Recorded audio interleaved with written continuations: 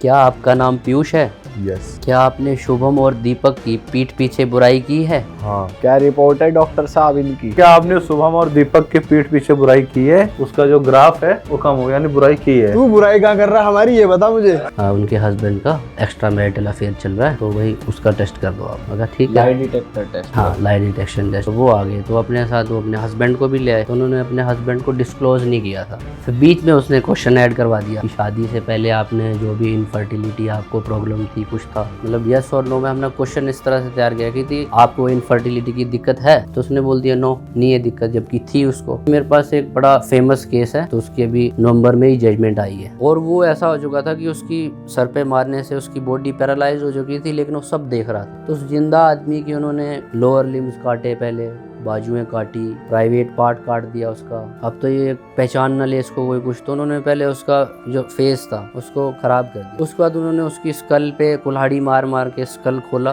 उसके बाद उसके पूरे फेस पे और पूरे स्कल पे केरोसिन डाल के जला दिया। ऑलराइट दोस्तों, स्वागत है आपका एक और मजेदार एपिसोड में। जैसा कि आपको पता ही है भाई, रियल टॉक पे आपको अलग अलग यूनिक टॉपिक्स के बारे में बातचीत होती दिख जाती है। बहुत ही वर्सेटाइल टाइप का पॉडकास्ट जो है हमारा रहता है। और आज जो हमारे गेस्ट हैं अभिषेक भाई और डॉक्टर आदर्श जी, ये लोग रन करते हैं एक प्राइवेट फॉरेंसिक लैब। और इनके पास आते हैं वो लोग जो कि परेशान होते हैं केसेस को लेकर, उनके कोर्ट में केसेस चल रहे हैं, तो प्रूफ करने के लिए अलग अलग तरीके की लैब रिपोर्ट्स चाहिए होती हैं, जिसमें कि लाई डिटेक्टर टेस्ट आ जाता है, लॉयल्टी टेस्ट आ जाता है, फॉर्जरी का टेस्ट आ जाता है, सिग्नेचर असली है कि नहीं है वो टेस्ट आ जाता है, बहुत सारे तरीके के टेस्ट आ जाते हैं। और इनके पास ऑब्वियसली फिर कंटेंट जो है, जो रियल केसेस मार्केट में चल रहे हैं वो तो भर भर के हैं। तो हमने भाइयों से रिक्वेस्ट करा कि भाई हमारे शो पे आओ प्लीज़, आपसे थोड़ी बातचीत करते हैं। तो सबसे पहले स्वागत है दोनों भाइयों का हमारे। थैंक यू भाई शुरुआत ही हम इससे करेंगे कि आप लोग आजकल बहुत एक्टिवली काम कर रहे हो, और हमारी बात हुई थी 2-3 महीने पहले, आज की डेट फाइनली हमें मिली। तो क्या चल रहा है सबसे ज़्यादा, किस तरीके के केसेस आ रहे हैं, क्या चल रहा है अभी? आजकल जो सबसे ज़्यादा चल रहे हैं वो जैसे फोर्जरी के केसेस हैं, उसके अलावा जैसे लॉयल्टी के केसेस ज़्यादा आ रहे हैं। मतलब आपके पास कपल्स आ रहे हैं, और ये मेजर इशू चीटिंग ही है या कुछ और भी है? चीटिंग भी है, इसके अलावा जैसे कुछ केसेस में बायोलॉजिकल डिसऑर्डर्स होते हैं, तो वो पहले उनको मतलब डिस्क्लोज़ नहीं करते हैं एक दूसरे से पार्टनर्स। बाद में फिर जैसे कॉम्पिटेंसी जैसे बर्थ गिविंग की है या कोई सेक्सुअल इंटरकोर्स की है, उसमें दिक्कत आ जाती है, तो बाद में फिर वो मेडिकल नहीं करवाना चाहते, तो फिर पॉलीग्राफ टेस्ट करवाना चाहते हैं। मतलब सपोज़ कोई हस्बैंड में प्रॉब्लम है, वो बच्चा पैदा नहीं कर सकता, तो वो अपना टेस्ट नहीं करवा रहा है, तो वाइफ आपके पास ले आती है कि सच या झूठ का पता लगाओ। इनफर्टिलिटी का टेस्ट रहता है जैसे, लेकिन वो मेडिकल उसमें ना जाके मतलब इनडायरेक्ट वे से आते हैं, तो जैसे वाइफ लेके आएगी या कुछ और कुछ बहाना केस से बताओ ना भाई, क्या हुआ, मतलब कुछ ऐसे बताओ। अभी जैसे यहीं का केस है, दिल्ली का ही केस है एक। तो उसमें क्या था कि 3-4 दिन पहले ही एक फ़ीमेल का कॉल आया था हमारे पास। तो हम तो जैसे एक नॉर्मल जैसे क्लाइंट्स रहते हैं जैसे, तो सबकी प्रिवेसी जो है उसको ध्यान में रखते हुए सारा अपना काम करते हैं। तो उसमें जैसे फ़ीमेल का कॉल आया, तो उन्होंने जो जो बताया जैसे कि हम टेस्ट करवाना चाहते हैं, तो उन्होंने पहले डिस्क्लोज़ नहीं किया कि क्या टेस्ट करवाना चाहते हो। नॉर्मली बताया कि उनके हस्बैंड का एक्स्ट्रा मैरिटल अफेयर चल रहा है, तो वही उसका टेस्ट कर दो आप। अगर ठीक है, लाई डिटेक्टर टेस्ट। हाँ लाई डिटेक्शन टेस्ट, तो उसे कोई पॉलीग्राफ टेस्ट भी बोल देते हैं। तो हमने उनको जैसे अपना अपॉइंटमेंट दे दी, तो वो आ गए, तो अपने साथ वो अपने हस्बैंड को भी ले आए, तो उन्होंने अपने हस्बैंड को डिस्क्लोज़ नहीं किया था कि या हम यहाँ टेस्ट कराने जा रहे हैं। तो जैसे ही वो अपने फिर ऑफिस में आए, तो पहले तो वो था ही कि सबने थोड़ा बहुत तो सबको आइडिया रहता है कि फॉरेंसिक्स क्या है। तो फिर ऑफिस में आया कि भाई इस ऑफिस में मैं क्या करने आ गया हूँ ऐसे ऐसे। तो वो तो ये बोल के आई थी कि नॉर्मली मतलब अपना एक कोई मेडिकल टेस्ट वेस्ट करवाना है। तो जब वहाँ आ गए, तो उनका काफ़ी देर तक हमने उनको अकेला छोड़ा, तो क्योंकि बिना कंसेंट के हम भी टेस्ट नहीं करते हैं, तो काफ़ी देर तक उनमें चला रहा कि भाई कैसे करेंगे, क्या होगा, बड़े लड़ाई वड़ाई हुई आपस में। फ्रेंड में उन्होंने जैसे कंसेंट दे दी अपनी, और हस्बैंड की कंसेंट लेके फिर उन्होंने बिठा दिया। तो नॉर्मली वाइफ ने पहले ये बोला था हस्बैंड को कि मैं आपका ये टेस्ट करना चाहती हूँ कि आप मुझे प्यार करते हो या नहीं करते हो। अच्छा। हाँ, वो अभी तक भी नहीं आया था पॉइंट पे। फिर बीच में उसने क्वेश्चन ऐड करवा दिया कि शादी से पहले आपने जो भी इनफर्टिलिटी आपको प्रॉब्लम थी कुछ था, आपने नहीं मुझसे बताया, नहीं बताया। तो पॉलीग्राफ लाइट डिटेक्शन मशीन का ये रहता है कि इसके जो आंसर्स होते हैं वो यस या नो में रहते हैं। अगर जैसे उनको ज़्यादा ओवर एक्सप्लेनेशन का दे दिया जाए मौका, तो वो तो उसमें फिर एक्सप्लेन कर जाएंगे। तो जैसे यस और नो में प्रिसाइज आंसर रहता है उसमें। तो 2-3 क्वेश्चन तो चले, जैसे इसमें थोड़ा रेलिवेंट क्वेश्चंस रहते हैं, उसके बाद थोड़ा कंट्रोल्ड क्वेश्चंस रहते हैं। तो नॉर्मली तो जैसे हमने पूछा उनसे कि कभी आपने कोई ट्रैफिक रूल्स तोड़े हैं, नहीं तोड़े, तो ऑब्वियस सी बात है कि ज़िंदगी में हमने भी कभी ना कभी कोई वायलेशन की होती है ट्रैफिक रूल्स की। तो उन्होंने बोला हाँ हमने किए हैं। इसके अलावा यह आ गया कि कभी आपने कोई झूठ बोला है, नहीं बोला है, तो वो भी होता ही है कि सबने कभी ना कभी झूठ बोला रहता है, तो वो आ गया। इसके अलावा 2-3 क्वेश्चन के बाद फिर आ गया कि आप अपनी वाइफ से कितना प्यार करते हो, नहीं करते हो। कितना प्यार करते हो याद है, करते हो या नहीं करते हो याद है? नहीं, कितना प्यार करते हो, नहीं करते हो, नहीं प्यार करते हो, नहीं करते हो। तो उसमें आ गया कि हाँ भाई करता है, नहीं करता है। क्या आया, करता है कि नहीं करता तो है? उसमें वो तो करता था। ठीक है। हाँ, झूठ नहीं बोलेंगे। उसके बाद फिर उसमें आ गया कि कभी आपने मुझे चीट किया है, नहीं किया है। तो उसमें वो आ गया कि उसने चीट किया।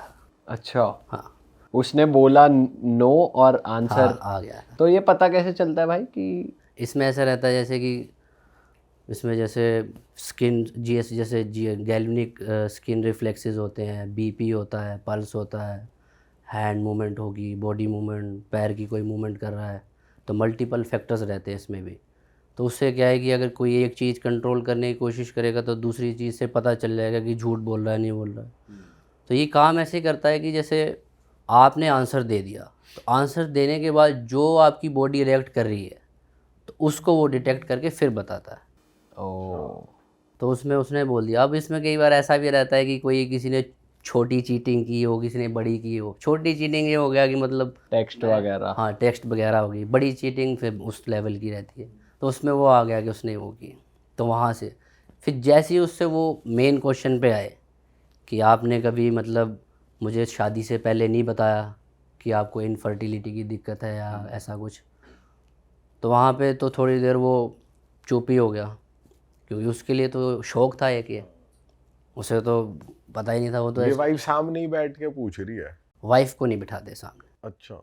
कभी भी जिसका टेस्ट करना है उसके सामने कोई भी ऐसा ऑब्जेक्ट, ऐसा कोई भी उसका दोस्त, कोई ऐसा नहीं बिठाते जिससे उसका मतलब ध्यान उस तरफ चला जाए।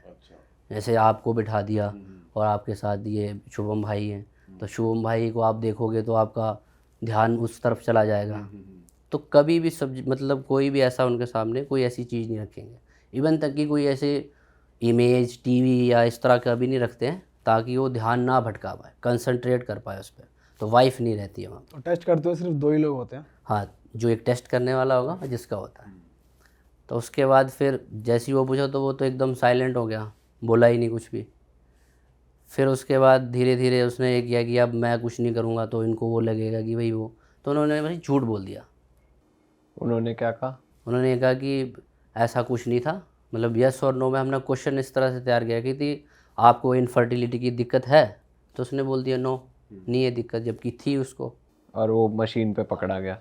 तो उसके बेसिस पे फिर वो रिपोर्ट्स लेने आई। उसके बाद फिर हमने रिपोर्ट्स वगैरह दी उनको। रिपोर्ट्स कितने दिन में आ जाती है? जैसे पेंडेंसी पे डिपेंड करता है। जैसे हमारे अपने पास जैसे केसेस की पेंडेंसी ज़्यादा है तो थोड़ा सा डिले हो जाता है, वैसे तो 1-2 वर्किंग डेज में उसको हम कर देते हैं। भाई इस केस में ऐसा होता है कि जैसे मान लो अब इतना टाइम बाद रिपोर्ट आई है, 1 दिन 2 दिन बाद, तो हस्बैंड या कोई भी बंदा आपको ब्राइब करे कि मेरी वाइफ तक नहीं पहुंचनी चाहिए, कुछ आपको पैसे ऑफर करता है, ऐसा होता है आपके केस में? आते हैं, ऐसा भी होता है। उसमें काफ़ी क्या, मोस्ट ऑफ द केसेस में ऐसे ही करते हैं लोग। लेकिन वो होता है कि थोड़ा सा अगर हम एक केस में ऐसा कर देंगे तो आगे भी कोई फ्यूचर में नहीं आएगा, तो थोड़ा सा अपने को आप भी मना कर देते हो? तुम थोड़ी अपनी मना कर देते हैं, क्योंकि थोड़ा मोरल वैल्यूज़ और थोड़ा कई बार ऐसा भी होता है कि छोटे छोटे अपने जो बच्चे होते हैं उनको भी ले आए कि देखो अगर आपने सच बता दिया तो हमारी फैमिली टूट जाएगी, बच्चों का क्या होगा, मतलब इमोशनली इमोशनली ब्लैकमेल करते हैं। हाँ, कई बार ऐसा भी होता है पूरी फैमिली बैठी हुई है, रिजल्ट का इंतज़ार कर रही है कि क्या सच में ऐसा हुआ या नहीं हुआ है, क्योंकि कई बार ऐसा भी होता है कि वहीं से लड़ाई झगड़ा करते हुए ही अपने घर जाते हैं बट लोग। भाई क्या वो मशीन सच में इतनी एक्यूरेट होती है लाई डिटेक्टर वाली कि एक परिवार पूरा उसका आगे का फ्यूचर उस पर डिपेंड है? देखो, जैसे लोग डीएनए करवाते हैं क्या ये मेरा बच्चा है नहीं है पीस ऑफ माइंड के लिए, ऐसे ये पॉलीग्राफ टेस्ट होता है पीस ऑफ माइंड के लिए। पर भाई जैसे कुछ कुछ, जैसे सपोज इस टेस्ट की बात नहीं कर रहा मैं, कुछ टेस्ट ऐसे होते हैं या लैब्स ऐसी होती हैं जहाँ पे थोड़े रिजल्ट मैनिपुलेट हो जाते हैं या अपने आप से, या कुछ हो गया या कहीं कुछ कई बार problem थोड़े आ गई। बहुत प्रॉब्लम्स होती है, कई बार लोग इतना डर जाते हैं। कई बार मतलब जैसे जब मैं टेस्टिंग करता हूँ, कई बार ऐसा हुआ कि अपने आप को बचाने के लिए लोग सारे क्वेश्चन में ऐसे करते रहते हैं, तो हमें ये पहले ही मालूम चल जाता है कि ये जानबूझकर बचने की कोशिश कर रहा है। एक लड़का आया था हमारे पास लखनऊ से, मतलब अपने पेरेंट्स के साथ, तो उसके घर में चोरी हुई और उनका डाउट सिर्फ 2 लोगों के था, एक तो उनका खुद का बेटा और एक था चाचा का बेटा। अच्छा।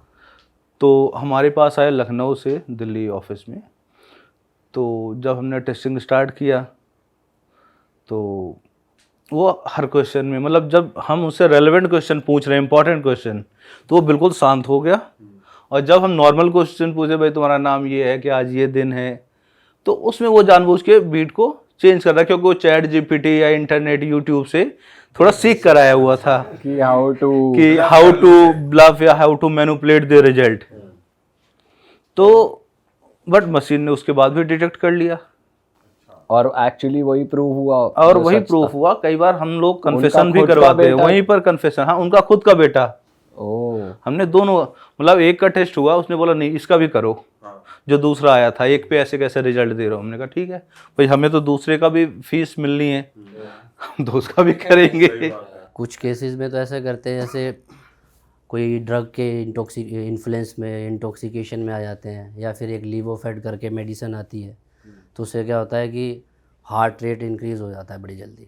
तो उससे क्या होता है कि मशीन को झांसा देने की कोशिश करते हैं। अभी जैसे एक मूवी भी आई थी जिसमें वो जो उनकी चप्पल थी, चप्पल में उन्होंने वो कील लगा दी, फिर वहाँ पे जैसे क्वेश्चन का आंसर देते थे तो उसको प्रेस करते थे ताकि उनको पेन हो और ध्यान भटके। लेकिन उसमें क्या होता था कि जैसे स्पेक्ट्रो, मतलब एक ग्राफ प्लॉट होता है, तो नॉर्मल जैसे ये हम है जैसे, तो हमारा जैसे नॉर्मल हार्ट रेट चल रहा है, पल्सेस चल रही है, बॉडी मूवमेंट है, तो एक नॉर्मल चलेगा। ऐसी जैसे जो आदमी ऐसे मैनिपुलेट करने की कोशिश करेगा मशीन को या कुछ एडिशन करेगा, तो उसका ग्राफ जो होता है वो वेरी करेगा। तो अगर वो नॉर्मल भी बैठा होगा तब भी उसका ग्राफ वेरी करेगा। तो इसी केस में जैसे एक अपने पास ऐसा भी केस आया था जिसमें उस इंडिविजुअल को मतलब बीपी की दिक्कत थी। तो बीपी की दिक्कत में तो बढ़ रहा, हाई बीपी उसकी दिक्कत थी, तो उसका बीपी बड़ा फ्लक्चुएट कर रहा था। तो उस केसेस में फिर हम क्या करते हैं, पहले उसको थोड़ी देर काम करते हैं, उसको मतलब ऑब्ज़र्व करते हैं कि बीपी आपका नॉर्मल आ रहा है नहीं आ रहा है। तो उसमें पहले एक रेंज चेक करते हैं कि इसका बीपी कितना फ्लक्चुएट हो रहा है। तो जितनी उसकी रेंज आ रही है उसको फिर हम नॉर्मल कंसीडर करते हैं, तो उसको फिर नॉर्मल कंसीडर करके फिर आगे करते हैं। तो लाई डिटेक्टर मशीन को एक तरीके से ब्लफ कर ही नहीं सकता इंसान, जितना भी ट्राई कर ले। नहीं, लाई डिटेक्शन मशीन को बहुत bluff मुश्किल है। बड़ा मुश्किल है काफ़ी। ऐसा नहीं है कि इम्पॉसिबल है। जो लोग मेडिटेशन या योगा इस तरीके करते हैं तो वो लोग थोड़ा बहुत कर सकते हैं, बट जैसे जिसको मालूम ही नहीं है, आम आदमी है घूम रहा है, या उनको क्या मतलब पॉलीग्राफ होगा भी नहीं होगा, कितने लोगों को मालूम ही नहीं है कि प्राइवेट में होता है। कई बार मतलब लोग हमारे पास कॉल करते हैं, पूछते हैं हमें तो मालूम ही नहीं था, हमें तो इसकी ज़रूरत इतनी थी कि आज तक मालूम, हमें लगा सिर्फ गवर्नमेंट में होती है, वो भी कोर्ट से परमिशन के बाद। हाँ, लोग प्राइवेटली करवा सकते हैं। करवा सकते हैं, अपना कंसेंट है जो करवाना चाह रहे हैं। जैसे आप अपना ब्लड टेस्ट करवा रहे हो, अब उसके लिए कोर्ट की परमिशन की जरूरत थोड़ी है, आपका अपना कंसेंट है, मैं करवाना चाहता हूँ, आपको कोई ऑब्जेक्शन नहीं है, आप अपना करवाओ। तो भाई कभी उल्टा भी हुआ है कि कोई हस्बैंड अपनी वाइफ को लेकर आया हो? आते हैं। क्या कुछ बताओ। अभी हमारे पास आया था अभी हरियाणा वगैरह साइड से, तो वाइफ का मतलब अफेयर था शादी से कुछ दिन पहले।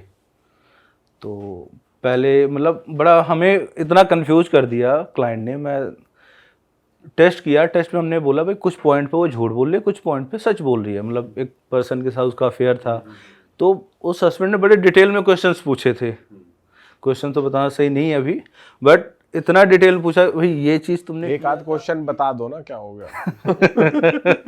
क्वेश्चंस हस्बैंड ही देता है? हैं? हाँ, जो पूछना चाहता हम तो बोलते भाई तुम जो चीज़ें पूछना चाहते हो आप पूछो। ठीक है। तो कई बार पूछते भाई तुमने एनल सेक्स किया, तुमने ये वाला सेक्स किया, तुमने ऐसे किया कि नहीं किया, उसका मतलब कई लोग होते हैं ऐसे, मतलब इतना डिटेल्ड पूछते हैं कि हमें तो इतना जानना है। अच्छा। अभी एक रिसेंट केस भी था 2-4 दिन पहले का, तो उसमें एक लेडी का मतलब पंजाब से थी, तो उसका अफेयर था किसी के साथ, हस्बैंड ने पकड़ लिया, उसने एडमिट भी कर लिया, लेकिन उन्होंने बोला मेरा सेक्सुअल कोई चीज़ नहीं हुई, अफेयर था, हम लोग रूम में गए, फिजिकल नहीं हुई। तो हमने जब टेस्टिंग किया, अब उसमें 2 तरीके के क्वेश्चन थे, एक में रिजल्ट आ रहा है, एक में नहीं आ रहा, क्योंकि एक उसमें कुछ ऐसा पार्ट था कि रूम में गए थे, कुछ चीज़ें हुई जिसकी वजह से कुछ रिजल्ट्स में आ रहे थे कि हाँ ये यहाँ पे झूठ बोल रही है, अगले दिन तो पूरा डिनाई कर दीजिए कुछ हुआ ही नहीं, रूम पे गए।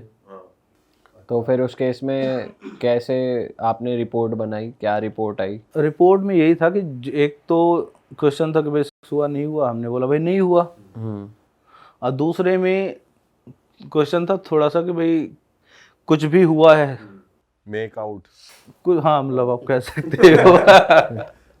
तो उस चीज़ में आया है। ओह। उसमें क्या हुआ था हरियाणा वाले केस में? हाँ, हरियाणा वाला मैं बता रहा था। तो लेडी का अफेयर था शादी से मतलब कुछ टाइम पहले, क्योंकि हरियाणा में तो मतलब जाट वगैरह टाइप के लोग रहते हैं, बड़ा स्ट्रिक्ट रहते हैं कि भाई हम भले कुछ कर लें वाइफ कुछ ना करे। तो हमने रिजल्ट में कुछ पॉइंट पे उसने झूठ बोला कि पहले ये नहीं हुआ, फिर उसने उसका दोबारा टेस्ट करवाया, बोला अब इस लड़के का हो गया, अब दूसरे लड़के का नाम ऐड करके, फिर तीसरे का, मतलब जिस पे सबसे कम डाउट था उसके साथ निकल गया कि उसके साथ था। ओह। मतलब होता है ना कि वाइफ उसके माइंड में किसी और के लिए पहले इंप्रेशन में भाई वो था, एक्चुअल में मेन बंदा कोई और था। अच्छा। उसने पर लिस्ट रखी थी सबकी कि मैंने अगर इस पे इससे बचेगी तो इस पे, इससे बचेगी तो उस पे। भाई इतना प्रिसाइज होती है मशीन की नाम के हिसाब से वो? हाँ हाँ, नाम भाई आप मान लो आपको किसी के साथ अफेयर है, मैं रैंडम कोई नाम बोलूंगा आपका रिएक्शन उसमें आएगा ही नहीं, जिसके साथ आपका है उसी के साथ रिएक्शन, बॉडी स्टिमुलेट करेगी वो उस हिसाब से, आप उसी पे ही तो रिएक्ट करोगे।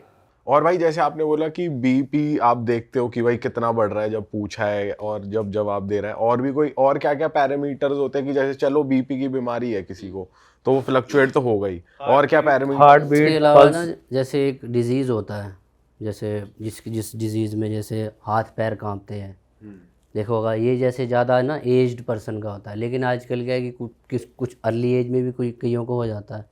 तो उसमें क्या होता है हाथ पैर कांप रहे हैं, जैसे कई बार पानी ले रहे हैं तो भी पानी गिर जा रहा है ऐसे, तो उसके केस में क्या होगा कि जैसे जो गैल्विक स्किन रिफ्लेक्शंस होगी या हमारे सेंसर्स होंगे, तो उसमें जैसे इन्होंने भी बताया था वो हाथ हिलाता है ऐसे ऐसे, तो उसमें वो फिर नॉर्मल कंसीडर होता है। अच्छा। तो जैसे उसकी वो मूवमेंट चल रही है तो उसकी मूवमेंट को फिर नॉर्मल कंसीडर करके उसको वो हमारे लिए एबनॉर्मल, वो हमारे लिए नॉर्मल हो। ओके। हाँ, तो फिर पॉलीग्राफ के अलावा भी जैसे अपने पास जैसे ऑडियो वीडियो एग्जामिनेशन करते हैं हम। हाँ भाई आजकल ये बहुत चल रहा है, एआई की वजह से डीप फेक बन रहे हैं, ये कैसे एनालिसिस होती है और इसके कोई क्या केसेस आते हैं आपके पास? इसमें जैसे मेनली जैसे हमारे पास सॉफ्टवेयर रहते हैं, जैसे एमपेड 5 है, वेब पैड है, ऐसे और भी सॉफ्टवेयर्स रहते हैं। और इसमें क्या होता है जैसे जो वीडियो है, जैसे वीडियो में जैसे एडिटिंग टेम्परिंग चेक करने के लिए फ्रेम बाय फ्रेम एनालिसिस किया जाता है। तो इसमें मेरे पास एक बड़ा फेमस केस है, तो उसकी अभी नवंबर में ही जजमेंट आई है। तो उसमें ये अपना पंजाब का केस है ये भी। तो उसमें क्या था, एक मेरे पास ऐसी नॉर्मली कॉल आते हैं, क्वेरी आती है, तो एक एडवोकेट के थ्रू क्वेरी आई थी मेरे पास हाई कोर्ट के कि आप ऑडियो वीडियो एग्जामिनेशन में डील करते हैं। मैंने हाँ जी करते हैं। तो सबसे पहले तो वही जो आपसे बात हुई थी कि यही नहीं पता होता है कि हम प्राइवेट भी ये सब चीज़ें करवा सकते हैं। अब मेनली जैसे सरकारी जैसे CFSL है, SFSL है, RFSL है, यहाँ से कोई रिपोर्ट कोर्ट में दे दी है ना, तो उसका क्रॉस नहीं करवाना चाहते हैं, ना काउंटर रिपोर्ट दिलवाना चाहते हैं, क्योंकि लोगों को पता ही नहीं कि ये चीज़ प्राइवेट भी कर सकते हैं। तो उन्होंने पहले यही पूछा कि आप ऐसा मिले, हाँ हम ऐसा काम करते हैं। तो उसमें क्या हुआ था कि एक इंडिविजुअल थे, तो उनका ना अपना जैसे ये प्यूरीफायर होते हैं, वाटर प्यूरीफायर, इनका अपना काम था। तो उन्होंने आईजी ऑफिस में सेटअप कर दिया सारा, उनसे उनकी बात हुई कि हम ऐसे ऐसे इस बिल्डिंग में इतने प्योरीफायर लगा देंगे। तो उन्होंने अपने उस डिफाइंड टाइम पीरियड में उन्होंने एक्वागार्ड लगा दिए सारे। अब जैसे ही उनका काम ख़त्म हुआ, असाइनमेंट कंप्लीट कर दी उन्होंने, तो उन्होंने अपने मतलब पेमेंट मांगी कि सर इतना इतना हमारे फ़ीस हुई है। तो आगे से उन्होंने उनको ये जवाब दिया, जो भी ऑफिशियल्स थे, कि किस बात के पैसे। अच्छा। तो उन्होंने बोला कि मैं भी तो अपना परिवार पाल रहा हूँ, मैं भी तो अपनी सर्विसेज दे रहा हूँ, मेरी भी तो सर कॉस्टिंग है इसमें, तो मैं तो अपना काम कर रहा हूँ, तो उस चीज़ की फिर ऐसे करते करते थोड़ा सा आर्गूमेंट्स बढ़ते गए। तो उन ऑफिशियल से उनको कुछ ऐसी चीज़ें बोल दी, उनकी बहन के बारे में कुछ है, तो इसमें उन्होंने भी उसके रिस्पॉन्स में कुछ चीज़ें बोल दी उन ऑफिशियल्स को। आर्गुमेंट हो गई, मतलब आर्गूमेंट गर्मा-गर्मी हो बहुत गर्मा गर्मी। और उसके बाद हुआ ये कि नॉर्मली जैसे हम रोड में किसी से कुछ हो गया रोड रेज में तो भूल जाते हैं, वैसे वो भी भूल गया, पैसे उसको मिले नहीं। 6 महीने के बाद उन पुलिस मतलब जो भी वो ऑफिशियल्स थे, उन्होंने उसको फ्रेम किया झूठे एनडीपीएस के केस में। तो उन्होंने जो ये अपना चिट्टा होता है, चिट्टा उन्होंने क्या किया, उनके व्हीकल में फ्रेम कर मतलब रख के उसको नकली तरीके से ये कर दिया कि भाई ये स्मगलिंग कर ये रहा सब में इन्वॉल्व है। तो एनडीपीएस 21-29 का पर्चा करवा दिया। अब जैसे ही उसको वहाँ से अरेस्ट करके जैसे निकल रहे थे घर से, तो उसी टाइम सडन उनकी जो मदर थी उनकी डेथ हो गई उसी टाइम। सदमा लग गया। एकदम सदमा लग गया उसी टाइम। घर से जैसे उसको लेके गए उस लड़के को, उसकी मदर की डेथ हो गई वहीं। उसके बाद उसकी जो बहन थी उनकी भी जैसे कई एंगेजमेंट और रिश्ता वगैरह हो रखा था, वो भी टूट गए। तो उस लड़के को बेल भी नहीं मिल रही थी। तो 8 साल से वो लड़का जेल में था। तो उन्होंने जैसे अपनी मतलब इतनी अर्निंग नहीं थी उनकी, तो उन्होंने अपनी जैसे ज़मीन वमीन बेच के एडवोकेट किया कि कुछ हो। तो एंड में मेरे पास फिर वो उन्होंने अप्रोच किया जो उस लड़के का मामा था। तो वो भी आज देखो मतलब आज के ज़माने में ऐसे मामा भी हैं कि वो जब तक उस लड़के का एक्विटल नहीं हुआ, उन्होंने ना पाँव में चप्पल डाली ना जूता डाला। एक्विटल मतलब बाइज्जत बरी। बाइज्जत बरी करना। अच्छा। तो जब तक उसको बाइज्जत बरी नहीं किया, तब तक उसके मामा ने ना चप्पल डाली ना जूते डाले, नंगे पाँव घूमते थे और जहाँ भी जाते थे नंगे पाँव। तो उनका मामा आए थे मेरे पास। तो उन्होंने पहले मुझे सारी स्टोरी नहीं बताई थी। उन्होंने क्या किया था कि नॉर्मली आप इसमें डील करते हैं, मतलब हाँ जी करते हैं, तो हमें ये ऐसे ऐसे एग्जामिनेशन करके दे दो। उन्होंने क्या दिया आपको? उन्होंने मेरे को एक सैंपल प्रोवाइड किया, वीडियो थी? सीसीटीवी फुटेज का। ओके। अब आगे तो उन्होंने मुझे पूछा नहीं कि मैंने भी उनसे पूछा कि क्या पर्पज़ है इसका, क्या है। उन्होंने मुझे पेन ड्राइव दे दी और मैंने पेन ड्राइव से एनालाइज़ किया। तो वैसे तो वो सेकेंडरी एविडेंस होता है, तो जैसे प्राइमरी एविडेंस वो होता है जैसे कि जो सीसीटीवी की एक्चुअल फुटेज है उस डीवीआर से। अब आगे उसको जैसे फर्दर कॉपीज़ बनाते जाते हैं तो वो सेकेंडरी एविडेंस बने। ओके। तो उस पर मैंने काम किया, तो अपने पास तो ये आ गया कि ये जेन्युइन है और किसी भी पॉइंट पे या किसी भी फ्रेम में ना कोई एडिटिंग हुई ना टेम्पर्ड है। फ्रेम बाय फ्रेम एनालिसिस करके उसका मैंने कर दिया और मैंने उनको रिपोर्ट दे दी। जिस दिन मैंने उनको रिपोर्ट सबमिट की, उस दिन वो आदमी, उनका मामा और उनकी बहन भी आई थी उस दिन, वो मेरे पास रोए और उन्होंने बोला ये हमने इसीलिए आपसे रिपोर्ट ली है कि कल परसों आप अपनी रिपोर्ट फ्यूचर में चेंज ना कर दो। फिर मेरे को ये हुआ कि मैं क्यों अपनी रिपोर्ट चेंज करूँगा, मैं तो नहीं करता रिपोर्ट चेंज। फिर उन्होंने बताया कि जो जो इस केस में इन्वॉल्व हो रहे हैं उन सबको या तो ये पैसे खिला दे रहे हैं या उनको इतना प्रेशराइज कर रहे हैं कि वो एविडेंस के लिए नहीं आते हैं। उससे पहले भी जैसे 1-2 जिनके घर से वो सीसीटीवी फुटेज उन्होंने रिकवर की थी, जिनके घर पे लगा था, तो उनको भी इतना डरा दिया था कि वो भी गवाही देने के लिए कोर्ट नहीं गए क्योंकि उनके पोजीशन में था वो। अब मेरे घर के बाहर कैमरा लगा होगा तो मेरे पोजीशन में है ना, तो मेरी गवाही, तो उन्होंने इतना उनको डरा दिया कि कोई गवाही देने भी नहीं जा रहा था। तो मैंने बोला कि ऐसा कुछ नहीं, हमारे भी मोरल वैल्यूज़ हैं और मैं अपनी पूरी मेहनत करके जो कुछ करके आपकी जितनी मदद हो सकेगी वो करूँगा। तो इस केस के लिए फिर मैं 16 दिन तक सोया नहीं, दिन रात। वो इसलिए नहीं सो पाया क्योंकि इस केस में मैं तो डिफेंस की तरफ से था, तो प्रोसिक्यूशन क्या करता था, शोषण करते थे काफ़ी। तो उसमें शोषण कैसे करते थे कि जैसे आज मेरा क्रॉस चल रहा है, तो इसमें जैसे मल्टीपल स्टेजेस होती हैं। जैसे हमने अपनी रिपोर्ट तैयार कर ली, वो रिपोर्ट कोर्ट में एडमिट करवा दी, एडमिसिबल करवा दी, तो उस सेम डे हमारा चीफ होगा, examination in chief. Same day नहीं होगा तो 1-2 दिन बाद एग्ज़ामिनेशन इन चीफ हो जाएगा। उसके बाद फिर जो सामने वाली होती है पार्टी, जो प्रोसिक्यूशन था इधर, तो उनको क्रॉस करने के लिए मौका दिया जाता है, जिन्होंने मेरा क्रॉस करना था। तो वो एग्री कर गए कि हाँ क्रॉस करेंगे। तो वो क्या करते थे, उन्होंने 16 दिन तक सिर्फ मेरा 12-12, 15-15 मिनट तक ही क्रॉस करते थे। क्रॉस में वो आपसे क्वेश्चन पूछते थे? हाँ, उसमें से मेरे से क्रॉस एग्जामिनेशन करते थे, ताकि मेरी रिपोर्ट में कोई लूप होल्स ढूंढ सकें, ताकि ये रिपोर्ट जो वो नल एंड वॉइड हो जाए। तो ये उनका लॉयर पूछता था? उनका लॉयर और उनकी तरफ से भी एक्सपर्ट आया था, फोरेंसिक एक्सपर्ट ही। ओके। क्योंकि लॉयर की तरफ से तो सरकारी आएंगे सारे, क्योंकि वो प्रोसिक्यूशन की साइड से है। हाँ हाँ। हमारा डिफेंस था, तो हम प्राइवेट बीइंग अ प्राइवेट चल रहे थे। तो वो क्या करते थे, मेरा शोषण करने के लिए मेरे को 1-2 ट्रैवल करके जाना पड़ता था वहाँ पे रोज़। तो मेरा ये भी था कि मेरी फॉर द सिक्योरिटी पर्पसेस 3-4 गाड़ियाँ बदल के मुझे कोर्ट लेके जाते थे। अच्छा। मतलब ऐसा नहीं था कि एक ही उससे, पहले मुझे वहाँ गाड़ी चेंज करवानी, फिर वहाँ गाड़ी चेंज करवाते थे। ये आप खुद ही मैनेज करते थे या लॉयर बताता वो था? लॉयर मैनेज करता था उनका सारा। अच्छा। फिर इस बीच में क्या हुआ कि मेरे ऑफिस में नॉर्मली क्लाइंट विज़िट करते ही रहते हैं, तो एक लेडी आई। तो आज उनका थोड़ा सा जो हैंड बैग था थोड़ा सा बड़ा था, तो उन्होंने रखा ऐसे। तो उन्होंने क्या किया, मेरे को लगा कि कोई अपना केस डिस्कस करने के लिए आए हैं। तो उन्होंने अपने बैग से कुछ कैश निकाला, अच्छा खासा अमाउंट, मेरे टेबल पे रख दिया। कितना अमाउंट था? 20 से तो ऊपर ही था। अच्छा।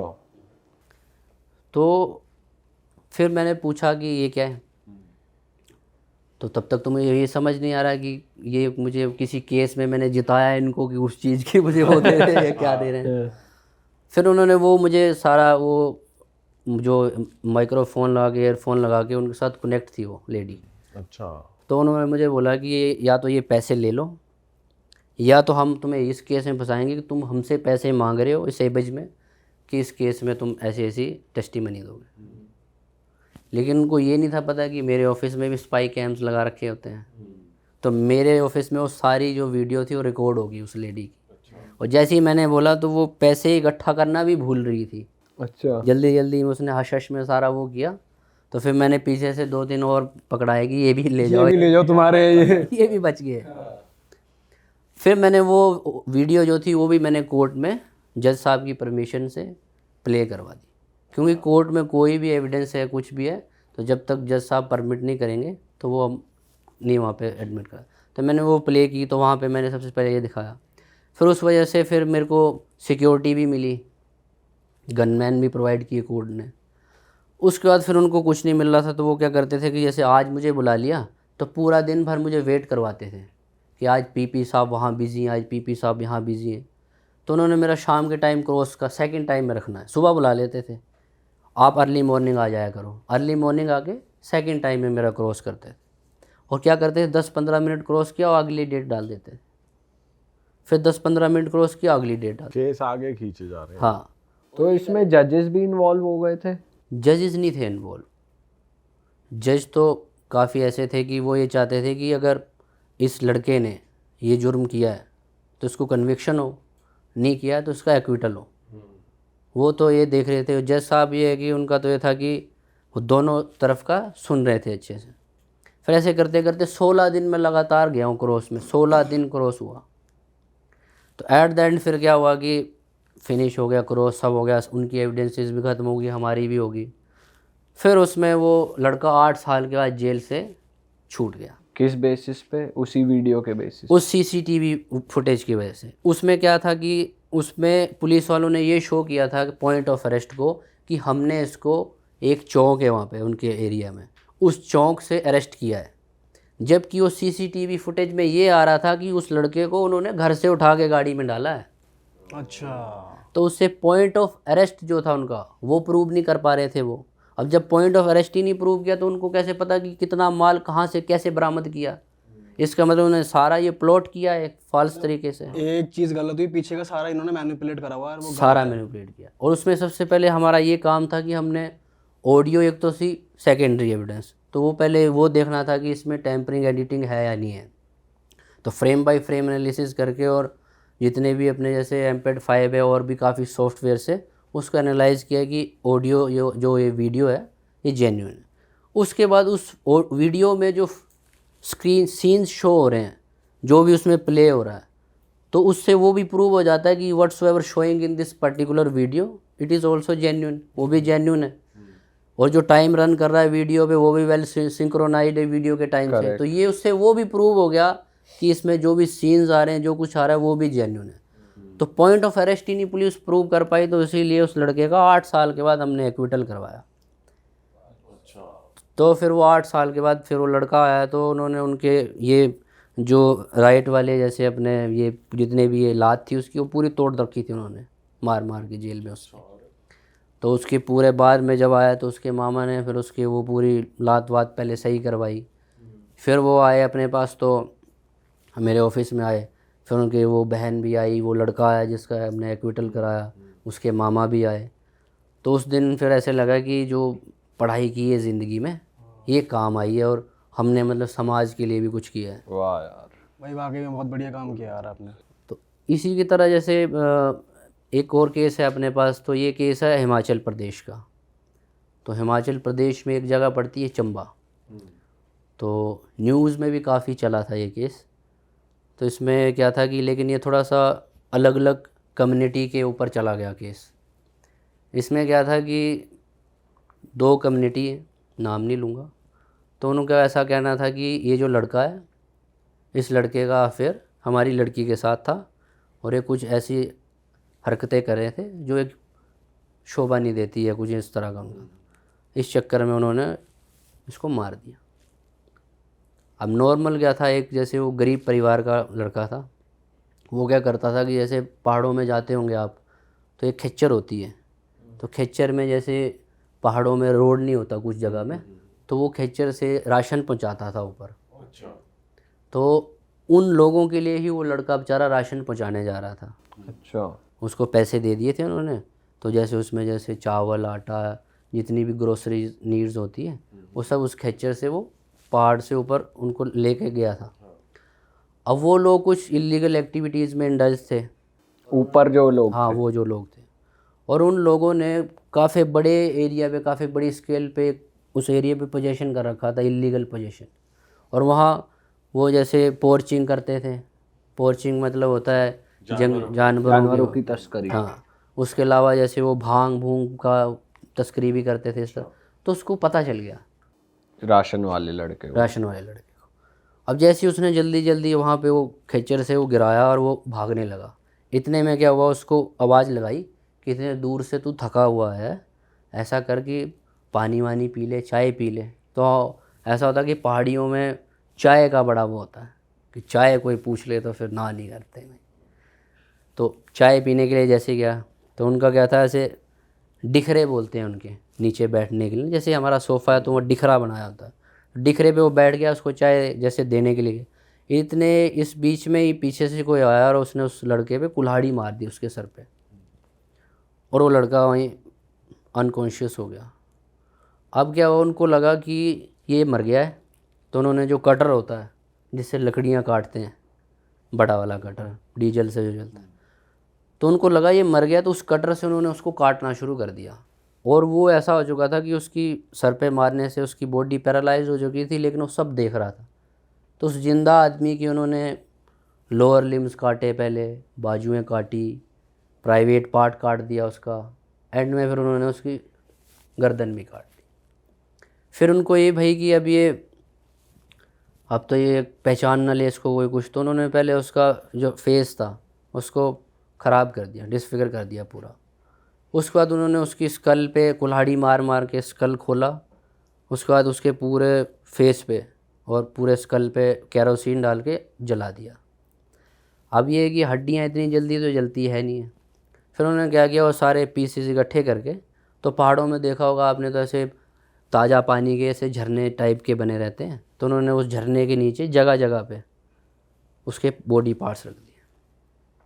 अब वो क्या था कि वो एक जैसे जो घर पे भी उसकी माँ थी मतलब अकेली, उसके फादर की भी मतलब डेथ हो चुकी थी, तो उसकी माँ ढूंढती रही कैसे रही, कहाँ गया, ऐसे करते करते तो फिर काफ़ी टाइम हो गया। तो वो किसी ने बोला कि आप ऐसा करो थाने में चले जाओ, तो थाने में एक बार लिखवा दो, मिल गया तब भी ठीक है, तब भी अच्छा ही है, कोई बात नहीं, नहीं मिलेगा तो कम से कम ये तो होगा कि। तो वो थाने चली गई, तो वहाँ उसमें ढूंढते ढूंढते भाई कहाँ गया था, भाई ऊपर गया था, ऐसे कर कर के वो आ गए। तो जो नॉर्मल ऐसे पुलिस जाती है मौके पे, तो पुलिस वालों को कुछ नहीं मिला। फिर 3-4 दिन हो गए, तो 3-4 दिन में फिर से उन्होंने फिर एक फोरेंसिक की टीम बुलाई, फिर फोरेंसिक की टीम भी आई वहाँ। फिर उन्होंने क्या किया, स्निफिंग डॉग वगैरह पुलिस ले आई थी, पुलिस की वजह से डॉग स्क्वाड होती है तो उसमें स्निफिंग डॉग्स वगैरह। तो उन्होंने जब वहाँ पे स्निफिंग डॉग की उससे देखा तो वहाँ पे बॉडी पार्ट्स उनको मिल गए। अब इस केस में एक सबसे बड़ा ट्विस्ट ये था कि नॉर्मली फोरेंसिक्स में रहता है कि जब हमें किसी की, जैसे हम कैसे किसी इंसान को पहचानते हैं, चेहरे से। आप जैसे पीयूष भाई को देखेंगे या कुछ देखेंगे तो आप चेहरे से ही पहचानोगे, सही बात है। और तो हमारा कुछ है नहीं, हम तो देखेंगे भाई ये अच्छा ये है ये वो है। तो उन्होंने उसका वो चेहरा ख़राब कर रखा था। तो दूसरा क्या होता है, डीएनए करते हैं। तो डीएनए किससे करते हैं, पेरेंट्स से, है ना। वो लड़का जो था वो सौतेला था, ओ, अडॉप्टेड था वो, उनका था ही नहीं। उनका था ही नहीं। तो उसका डीएनए भी करते तब भी तो उसकी माँ से मैच होता ही नहीं। फिर बड़ा इसमें बड़ा वो पड़ा, ये रहा वो रहा। फिर उनको जैसे शिनाख्त के लिए उनकी माता को बुलाया, तो माता ने जब देखा ऐसे ऐसे वो, तो बॉडी वैसे तो डिकम्पोज हो चुकी थी काफ़ी हद तक। तो कुछ ऐसे एरियाज़ थे बॉडी में जहाँ से मतलब उसकी जो मदर थी उसने बर्थ मार्क देख लिया अपने बच्चे का। डीएनए से तो पता चलता नहीं। तो उन्होंने देखा कि बचपन में क्या था कि जब उनकी मदर ने बताया कि वो आयरन करी थी, मतलब प्रेस कर रहे थे कपड़े, तो उस टाइम वो आ गया था तो जल गया होगा वो। तो उस पूरे एरिया पे उन्होंने देख लिया कि ये, प्रेस का निशान है। तो उससे उन्होंने शिनाख्त की, उन्होंने पहचान की कि ये मेरा ही बेटा है। तो कुछ केसेस में देखो डीएनए भी काम नहीं किया। तो आप कैसे इन्वॉल्व हुए इस केस में? इस केस में जैसे कुछ केसेस में जैसे फोरेंसिक जो सरकारी फोरेंसिक्स लैब्स होती हैं, इनके पास केसेस की पेंडेंसी काफ़ी ज़्यादा रहती है। तो पुलिस वाले कई बार हमें हमारे असिस्टेंस भी ले लेते हैं, तो हम भी कई बार उनको असिस्ट करते हैं केसेस में। ओके। भाई आपके इस जब आप इसमें इन्वॉल्व हुए तो ये चीज़ कैसे मालूम पड़ी थी कि जैसे उसको जब मारा था तो वो जिंदा था, उसके पैर काट रहे थे, ये चीज़ बाद में कैसे निकल के आई थी? वो जब जिन्होंने मारा था उसको, तो उन्होंने उनकी स्टेटमेंट रिकॉर्ड किए गई ना तब। अच्छा, तो फिर ये तरीका सब उन्होंने वो भी बताया है। कि- दूसरी चीज़, जब पोस्टमार्टम होता है ना बॉडी का, तो उसमें भी मालूम चल जाता है कि जैसे मान लो कोई पार्ट को हम कट कर रहे हैं, जिंदा है तब कट हो रहा है या मरने के बाद कट किया गया है। या कई बार ऐसा भी होता है कि जैसे होता है ना, जिंदा आदमी पानी में डूब के मर गया, सुसाइड कई बार करते हैं, और कई बार मार के और फिर पानी में डाल देते हैं। तो वो चीज़ भी फोरेंसिक का जब पोस्टमार्टम होता है तो उसमें अलग डिस्टिंग्विश कर लेते हैं कि कैसे मरा है। अगर भाई कोई बॉडी बहुत टाइम बाद मिली है, सपोज 10 साल बाद मिली है, और तो तब भी पता 10 लग साल जाए। बाद तो क्या ही मिलेगी। अच्छा, 10 साल बाद तो मुझे लगता है कि हड्डी के अलावा, तो हड्डियों से पता चल जाता है? हड्डियों से भी आजकल जैसे फेशियल रिकॉन्स्ट्रक्शन होता है, मीन्स फेस पे अलग अलग 3D फेशियल वो होता है, बनाया जाता है, तो उससे फेस बनाया जा सकता है कि इसका चेहरा रफली कैसा दिखता था। आजकल एआई भी यूज हो रहा है इसमें AI भी काफी। यूज होता है, या आप फेस का वो लेते हो, एक्सरे लेते हो, और उस एक्सरे को 3D में कन्वर्ट कर देते हैं विद फेस। कि अच्छा इसका फेस कैसा दिखता होगा। बिल्कुल। भाई जैसे एआई की इन्वॉल्वमेंट बहुत हो गई है, जो डीप फेक भी बहुत बन जा रही हैं, वीडियोस और ऑडियोज़ को भी काफ़ी मैनिपुलेट कर देते हैं आजकल लोग। तो जैसे आप बता रहे थे ऑफ कैमरा कि कुछ सेलिब्रिटीज़ या पावरफुल लोग अपने होटल रूम्स की भी आपसे इन्वेस्टिगेशन कराते हैं, तो वो उसमें क्या करते हैं आप? उसमें ऐसा रहता है जैसे कि कोई सेलिब्रिटी है या पॉलिटिशियन है, तो वो क्या करते हैं, जैसे उन्होंने कहीं रुकना है, होटल्स में रुक रहे हैं या कहीं बाहर जा रहे हैं, दुबई जा रहे हैं, कहीं जा रहे हैं, तो वो हमारी सर्विसेज होती है इसमें, जैसे स्पाई कैम्स होते हैं, तो पर इंच के हिसाब से स्पाई कैम्स हम चेक करते हैं उस पूरे होटल में। और होटल वाले अलाउ कर देते हैं, हाँ जाओ कर लो? वो कंसेंट लिया होता है उन्होंने। अच्छा। तो जो वहाँ रुक रहे हैं जैसे सेलिब्रिटी है या पॉलिटिशियन है, तो उनके कंसेंट से और होटल वालों के कंसेंट से फिर हम वो पूरा उसको एग्ज़ामिन करते हैं, सर्च करते हैं। तो पर इंच के हिसाब से स्पाई कैम्स चेक होते हैं, वॉशरूम से लेकर लॉबी से लेकर लिविंग रूम, ड्राइंग रूम, और जहाँ सारा रूफ फ्लोर। पर कुछ अगर जैसे हिडन कैमराज होते हैं कि कोई डिवाइस ऐसा है कि कैमरा नहीं लग रहा है, घड़ी में लग गया, वो ही पता चल जाता है? वो ही पता चलते हैं, उसके भी अलग अलग तरह के इंस्ट्रूमेंट रहते भाई हैं। सिंस आप ये चीज़ बता ही रहे हो, तो बहुत सारे कपल्स भी है जो आजकल होटल रूम में जाते हैं और सब तो अवेयर भी नहीं होते। तो हमारे पॉडकास्ट के थ्रू ही अगर कुछ लोग अवेयर हो पाएँ, तो कहाँ कहाँ पे स्पाई कैम लगाना सबसे इजी है, या अगर कोई खुद से डिटेक्ट करना चाहे तो वो कैसे कर सकता है? नॉर्मली देखो, आप जैसे शॉपिंग करते हो, ऑनलाइन शॉपिंग कर रहा है कोई, तो जैसे अमेज़ोन या फ्लिपकार्ट या कोई भी ऑनलाइन प्लेटफॉर्म है अपना, तो उस पर भी ना एक नॉर्मल सर्च करना आप स्पाई कैम्स, तो वो रेंज ऑफ स्पाई कैम्स दिखा देगा आपको। तो सबसे पहले जिसको नहीं है पता, उसको ये पता चल जाएगा कि किस किस तरह के मॉडल और किस किस तरह के स्पाई कैम्स अवेलेबल है मार्केट में। दूसरा, जो दिल्ली में रह रहे हैं, तो आप जैसे सीपी चले जाओ, सीपी जाके आप किसी भी शॉप पे बोल दो स्पाई कैम्स दे दो, तो नॉर्मली देखो जैसे स्पाई कैम, जैसे वो जो घड़ी है, वॉल क्लॉक है, इस पर स्पाई कैम्स सबसे इजीली लग जाता है। दूसरा सबसे इजीली स्पाई कैम जैसे सॉकेट है, सॉकेट में सबसे इजीली लग जाता है। उसके बाद अडेप्टर्स होते हैं कई जगह, तो सब ने देखा होगा अडेप्टर में भी क्या कैमरा आ जाएगा। उसके बाद जैसे कोई स्पीकर रखा पड़ा है रूम में, उसमें भी आ जाएगा। उसके अलावा जैसे कोई चार्जेबल बल्ब है या नॉर्मल बल्ब लगा है, उसमें भी आ जाएगा। या कई बार ऐसा भी होगा कि खाली उस सॉकेट पड़ा होगा, बल्ब नहीं लगा होगा, उसमें भी वो सबसे इजी लगा सकते हो आप। मिरर है, मिरर में भी बड़े इजीली लगा सकते शर्ट के बटन में भी लग हो, सकता शर्ट के बटन में भी आराम से लग सकता है। पेन कैमरास तो चलो पुराने, वो तो चल ही रहा है। उसके अलावा जैसे रिंग में आ गया है, की चेन में आ गया है, चश्मे में आ गया है, ईयरिंग्स में आ गया है, और उनकी क्वालिटी इतनी अच्छी है, नाइट विज़न भी है कईयों में। और इसको बचने का तरीका? इसका बचने का तरीका ये है कि जैसे नॉर्मल बीइंग अ कपल कहीं पे भी जा रहे हो, तो कोई भी अनवांटेड चीज़ जो है रूम में, जैसे कि कोई घड़ी पड़ी है या कुछ पड़ा, उसको निकाल लो, और जैसे जिस तरफ फेस होगा उसको नीचे करके फिर अपने पास कोई भी चीज़ है उससे ढक दिया है।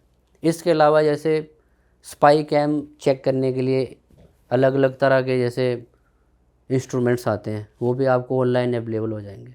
तो आपने बस नॉर्मल लिखना है, जैसे अमेज़ोन या कहीं गए हो आप, तो उस ऑनलाइन में आपने सर्च करना है कि स्पाई कैम्स चेकर या इस तरह का कोई इंस्ट्रूमेंट, तो वहाँ आ जाएगा।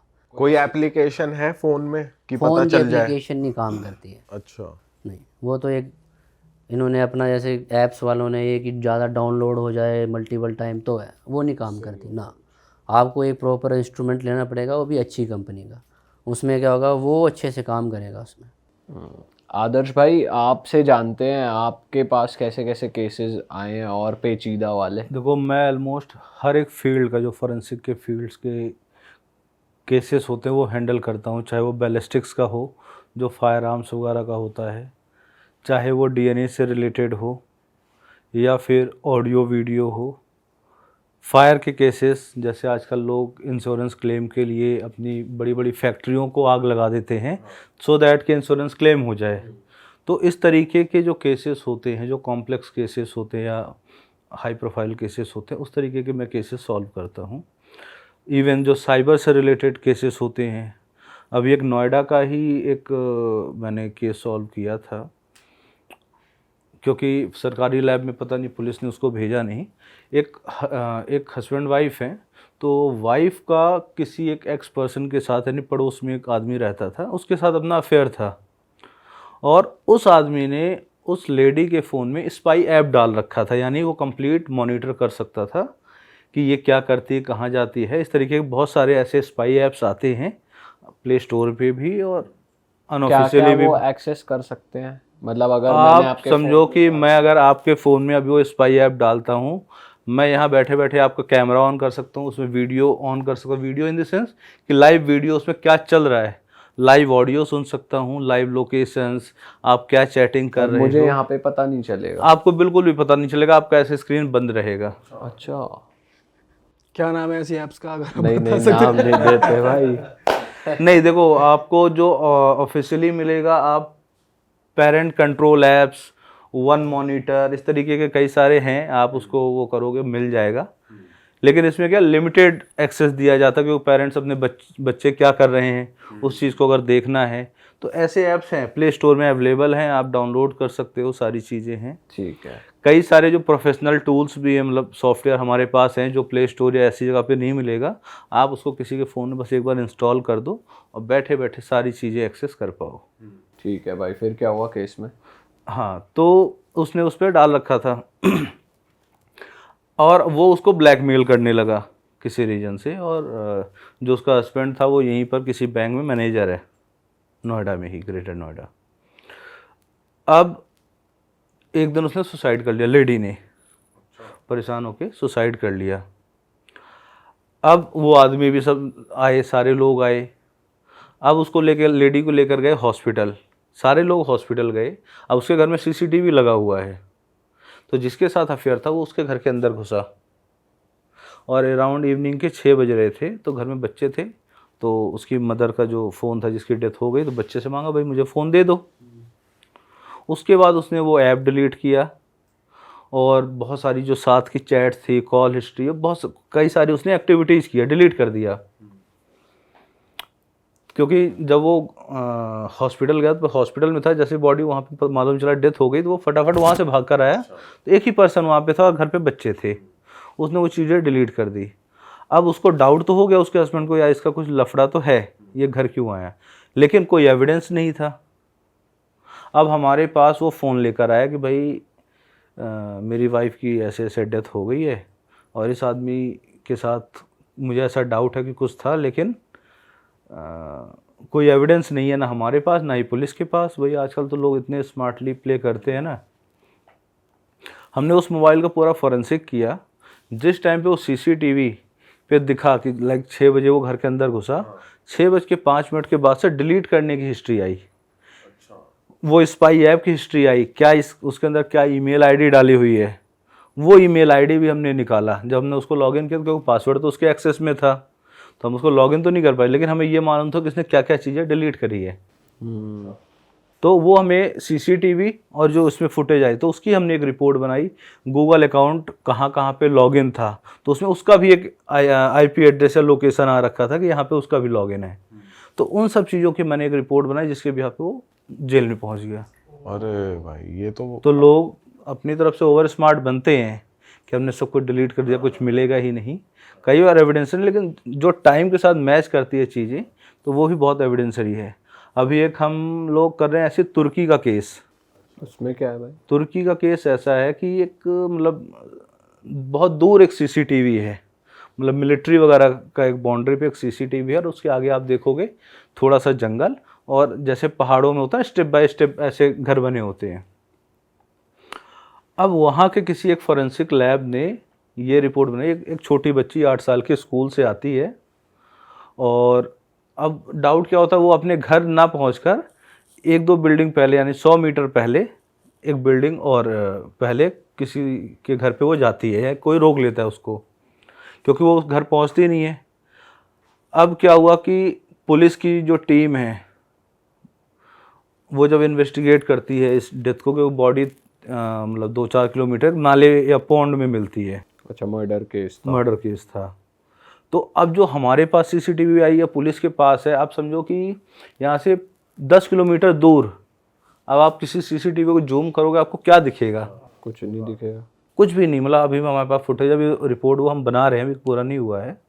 तो एक वहाँ के दूसरे कंट्री के एक्सपर्ट ने रिपोर्ट बनाई, उसने अपने सीसीटीवी को एनहेंसमेंट करके ये दिखाया कि ये लड़की अपने घर पे गई, उसके बाद वो बाहर नहीं आई, यानी मर्डर किसने किया? घर वालों ने किया। घर में 10-12 लोग थे, सबके सब जेल में हैं। मतलब ऐसा सीसीटीवी फुटेज जिसमें कुछ नहीं दिख रहा, लेकिन एक एक्सपर्ट ने अपनी रिपोर्ट दे दी, और उसमें सिर्फ समझो कि एक पिक्सल दिखता है ना, एक डॉट की मूवमेंट कहीं दिख रही है, कहीं नहीं दिख रही, कहीं ब्लर हो रहा है, कहीं कुछ, उसके बिहाफ पे बना हुआ है। और उसी से 100 मीटर पहले एक दूसरा आदमी रहता है जो उनके यहाँ माली वगैरह था। हाँ। तो उसने ये एक्सेप्ट कर लिया कि मर्डर मैंने किया, लेकिन इनके कहने पे मारा है, इसलिए ये भी जेल में है, वो भी जेल में है। लेकिन वो उसकी जो फैमिली बोले हमने उसको मारा ही नहीं, ये हमारे घर तक आई ही नहीं। तो अभी सिर्फ मैटर इतना है कि वो लड़की इसके घर तक ही आई, उसके बाद घर तक नहीं गई, या वो घर गई और बाद में इसने मारा। तो ये चीज़ अभी तक रिवील नहीं हुई। देखो हमने ना एनहेंसमेंट किया उसमें, तो यही दिख रहा है कि वो उस आदमी के घर तक गई, अपने घर तक पहुंची ही नहीं। अच्छा। बट क्या आपकी यहाँ बनाई हुई रिपोर्ट टर्की में एडमिसिबल होगी? देखो जब दूसरी कंट्री एक जर्मनी से रिपोर्ट आई, वो एडमिसिबल हो गई, तो हमने कहा भाई हम भी अपनी तरफ से एक रिपोर्ट बनाते और हैं, आपको देखते हैं। रीच आउट किसने करा? ये भी किसी और को रीच आउट किया, उन्होंने फिर हमें फर्दर रीच आउट किया। अच्छा, तो ऐसे इंटरनेशनल केसेस भी आते ऐसे रहते हैं? मैंने कई सारे इंटरनेट, दुबई के केसेस, अभी मैं लास्ट वीक ही दुबई गया था पॉलीग्राफ करने। एक चाइनीज बिजनेसमैन थे, तो उसको किडनैप करने की प्लानिंग चल रही थी। अच्छा। उसी के ही स्टाफ में ही किसी, तो उन लोगों ने रिकॉग्नाइज किया 3-4 लोगों में से कोई एक है जो पूरी प्लानिंग कर रहा है, सर्विलेंस कर रहा है, क्योंकि सीसीटीवी में दिख रहा है कि कोई उसको मॉनिटर कर रहा है। तो हमने उसका पॉलीग्राफ किया। 3 लोग थे, मतलब हमने वैसे फैमिली में तो दिखा हम सबका कर रहे हैं, लेकिन उन 3 में से एक पर्सन था उन्हीं के टीम का जो उसको किडनैप करना चाहे। क्योंकि क्वेश्चन हम उससे वही पूछे भाई क्या आप इसको किडनैप करना चाह रहे हो? उन्होंने कहा नो। हाँ, वो और तो नो ही उसमें आ बोला, गया और उसमें आ गया कि वो, और सबसे ज़्यादा डाउट भी उसको उन्हीं पर ही था। ओ तो इससे वो डबल कंफर्म हो गया कि हाँ ये किडनैप करना चाह रहा है। अच्छा। भाई ये तो यार आप तो सही में सीआईडी के डॉक्टर सालू के हो, असल जिंदगी के हैं। बिल्कुल। ऐसे हमने यूएसए की भी कई सारी रिपोर्ट्स बनाई। अभी एक हमने मेडिको लीगल केस जो इंजरी वगैरह से रिलेटेड होता है, आजकल जैसे हस्बैंड वाइफ का बहुत ज़्यादा डिस्प्यूट चलता है कि मारा और हाँ मुझे मारा पीटा और मुझे घर से भगा दिया। इंजरीज खुद से बना लो, किसको क्या मालूम चलेगा। वो तो एलिमनी के लिए ज़्यादा हो रहा है सब, पैसे का ही सब खेल है। तो अभी हमने रिसेंटली एक रिपोर्ट बनाकर दिया है जिसमें एक लेडी यूएसए में वहाँ पर जाके अपना एफआईआर करवा दिया 2 दिन बाद, और वो यहाँ की थी दिल्ली, तो यहाँ भी एक एफआईआर करवा दिया। यहाँ उसके माँ बाप जितनी फैमिली में उनका भी नाम लिखवा दिया। अच्छा, लड़के की फैमिली? लड़के की फैमिली का।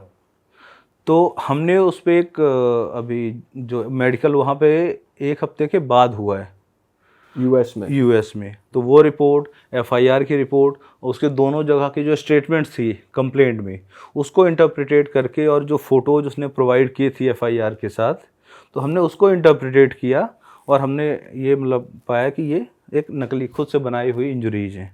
भाई जैसे आपने बताया आपको किसी का असेसमेंट करना है तो आपको उसका कंसेंट चाहिए होता है।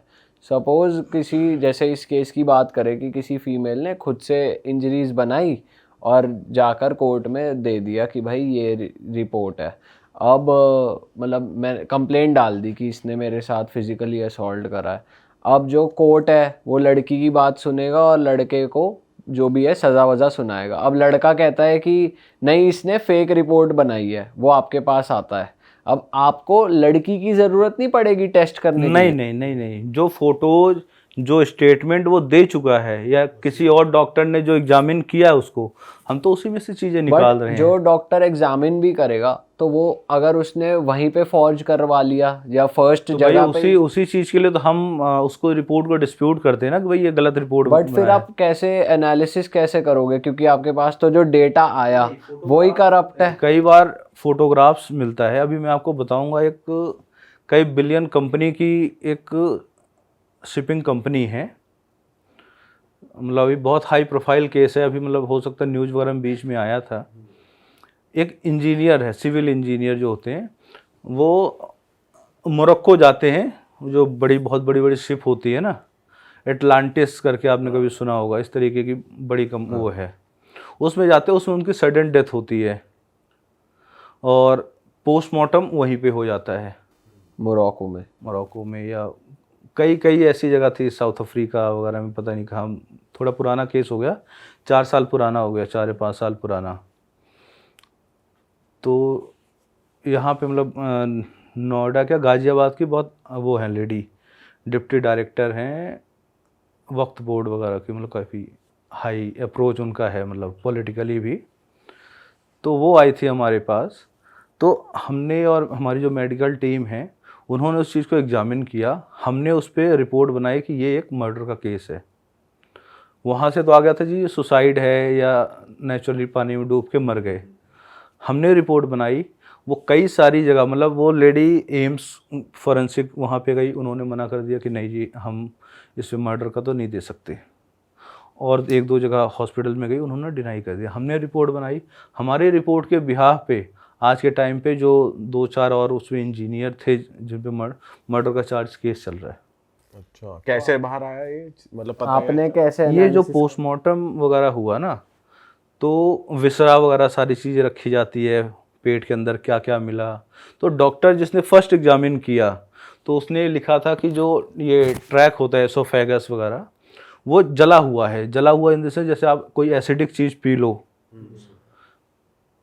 तो इस तरीके की चीज़ आएगी। तो भाई कैसे आएगा बॉडी में किसी के, यानी जो इसकी इनर लाइनिंग है वो रेडनिंग है और जला हुआ है। तो इस तरीके की चीज़ें बहुत सारी फाइंडिंग्स थी।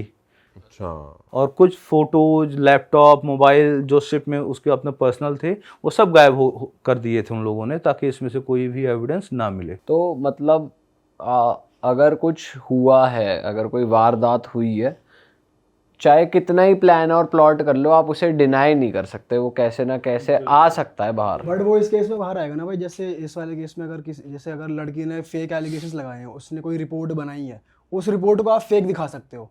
अगर वो फर्स्ट टाइम कोई रिपोर्ट भी नहीं बनी है, कुछ भी नहीं है, उस केस में तो फिर उससे कंसेंट लेके उसका टेस्ट ही करना पड़ेगा। नहीं पॉलीग्राफ, देखो, तभी निकलेगा। हर चीज़ के लिए देखो पॉलीग्राफ नहीं होता। कोई पर्सन मना कर सकता है भाई मुझे पॉलीग्राफ नहीं करवाना, तो उस पर तो हम फोर्सफुली तो नहीं कर सकते। लेकिन जो दूसरे एविडेंसेस जो मेडिकल, मतलब पॉलीग्राफ से भी ज़्यादा इंपॉर्टेंट होता है जो मेडिकल होते हैं, जो इंजरी बनी है, नेचर ऑफ इंजरी।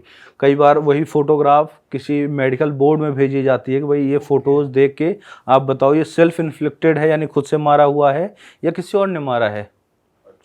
इवन आप किसी को ब्लेड मार रहे हो, कोई चीज़ मार रहे हो, सारी चीज़ें मालूम चल जाती है फोरेंसिक में कि आपने खुद से मारा है या किसी और ने मारा है। अच्छा, तो दोस्तों बहुत देर से हम बात कर ही रहे थे lie detector test, polygraph test के बारे में, तो अभी वो हम लाइव करने वाले हैं। पहली बार हमारे पॉडकास्ट पे ऐसा हो रहा है कि आज लाइव लाई डिटेक्टर टेस्ट करेंगे। पीयूष भाई को पूरा बिल्कुल, मुझे शिकार बना दिया इन्होंने। आज हाथ आई मशीनें गए लगा दी है, आज सारे राज खुल जाएंगे पीयूष भाई के। बस थोड़ा कम करना, बस। भाई थोड़ा सा बता दो अभी हम क्या क्या लगाया है हमने, और हम क्या क्या मॉनिटर करने वाले हैं। बीपी ज्यादा तो नहीं आ रहा? अब तो पकड़ा जाएगा जो भी है, शांत बैठ जा थोड़ी देर। भाई ये क्या लगाया है? सो अभी सबसे पहले ये आपको 2 ट्यूब्स दिख रही होंगी जो कि न्यूमो ट्यूब्स बोलते हैं, जो कि आपकी ब्रीदिंग रेट को, यानी सांस आदमी धीरे ले रहा है, तेज ले रहे हैं, ब्रीदिंग रेट क्या है उसके लिए लगाई गई है। एक आपको वाइट वायर दिख रही होगी, एक ब्लैक वायर, 2 चीज़ें। फिर उसके बाद ये हाथ पे आपने देखा होगा, ये तो बीपी के लिए। ये बीपी के लिए है। फिर आपका हाथ पे 3 सेंसर्स लगे हुए हैं, ये जो 2 उंगलियों पे लगे हुए हैं ये आपका गैल्वेनिक रिस्पांस के लिए है, और ये जो बीच में है ये आपका पल्स रेट के लिए है। साथ ही साथ जहाँ ये बैठे हुए हैं उनकी सीट के नीचे भी एक सेंसर लगा है, जो कि बॉडी अगर ये मूवमेंट करते हैं, कोई एडजस्टमेंट करते हैं, तो ये उस चीज़ को डिटेक्ट करने के लिए है। और साथ ही साथ इनके जूते के नीचे 2 सेंसर लगे हैं जो कि पैरों के मूवमेंट को रिकॉर्ड करेगा। जी परफेक्ट, सही है। शुरू करते हैं सर। हमने क्वेश्चंस पहले से ही फ्रेम कर लिए हैं कि हम क्या पूछने वाले हैं। हाँ, क्वेश्चंस इनके दोस्तों ने जो फ्रेम किए हैं वही हम पूछेंगे आपसे। तो रिलैक्स हो जाओ आप, आँख बंद कर लो। हाँ आंखें बंद कर लो। और आप अपना कंसेंट दे रहे हो, आप अपनी मर्जी से ये टेस्ट करवा रहे हो। हाँ, कंसेंट है, कंसेंट। हाँ, आपने कोई भी हाथों की मूवमेंट, पैरों की मूवमेंट नहीं करनी है, और आपने यस और नो में आंसर करना है। आपने अपने सर की भी कोई मूवमेंट नहीं करनी, ओके। सिर्फ यस या नो बोलना है, बिल्कुल रिलैक्स रहना है। बिल्कुल रिलैक्स, ठीक है। क्या आपका नाम पीयूष है? यस। क्या आप मुंबई में रहते हो? नो। क्या आपने दोस्तों से पैसे उधार लेकर वापस नहीं किए? नो। क्या आप सोफे पर बैठे हो? यस। क्या आपने किसी से पैसे के लिए दोस्ती की है? नो।